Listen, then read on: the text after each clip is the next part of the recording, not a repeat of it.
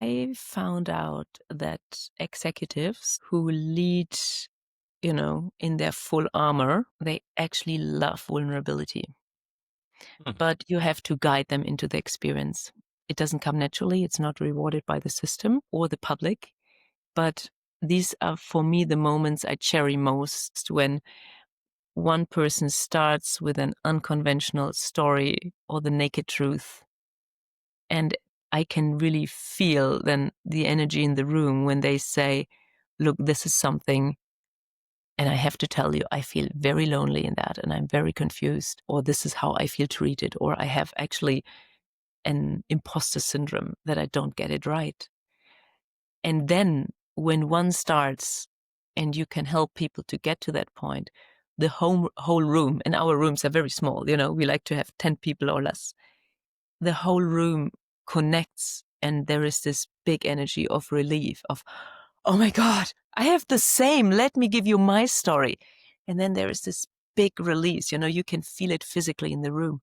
And when people finally start to laugh from deep down, their bellies of, oh my God, I can let it out. I'm not alone. This is so good. And often they said, oh, I thought I would not talk to anyone about this ever in my entire life. And this is kind of, it's almost healing. It's detox. It's cleansing for what they hold in their system.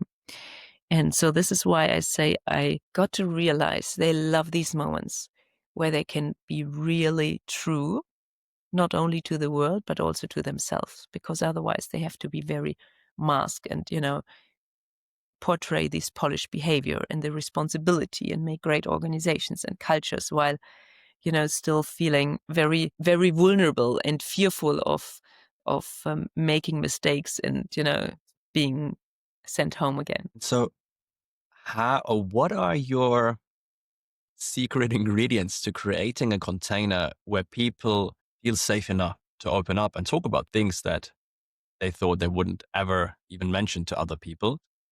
I would say the setting makes a big difference. So I try to create settings where people naturally show up more as humans than as role holders. So I once said to a CEO of a very large bank who was inviting that time, I said, let's not meet in your boardroom. Let's rather choose a shisha bar than a boardroom. And he said, why? And I said, because we want to invite people to show up as people and not as function holders who are, observed.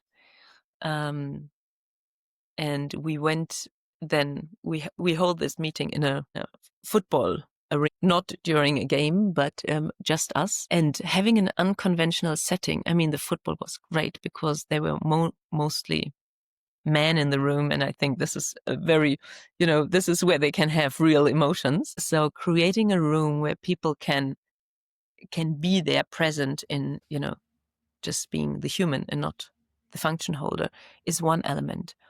The other element, it's great if there is a role model in the room and they baseline that experience and then other people follow. And it's most powerful if it's one of the members in the group. Often we come to this level of depth in one-on-one discussions.